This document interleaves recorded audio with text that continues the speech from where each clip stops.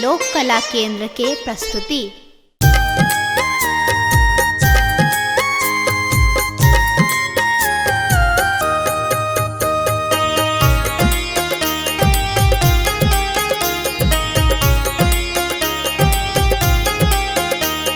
एखन अहाँ सुनि रहल छी लोक कला केंद्र के प्रस्तुति। मोहिल लिखिन सजनी मोर मनवा पहुन मारा घो। मोहिल लिखिन सजनी मोर मनवा पहुन मारा घो। ते हो पहुन मारा घो सिया के सजनवा राघो। ते हो पहुन मारा घो सिया के सजन के दुलरुआ पहुन राघो। मोहिल लिखिन सजनी मोर मनवा पहुन राघो। मोहिल लिखिन सजनी मोर मनवा पहुन राघो।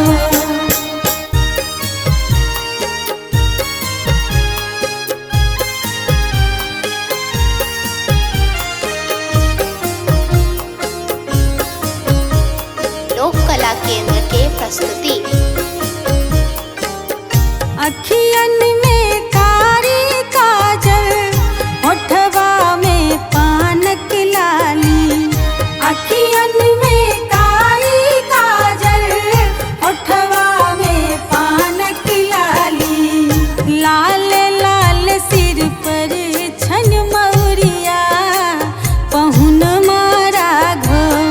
मोहिल लिखिन सजनी मोर मनवा पहुन राघो।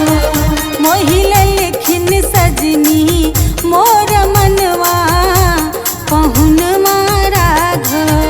मोहिल लिखिन सजनी मोर मनवा पहुन राघो।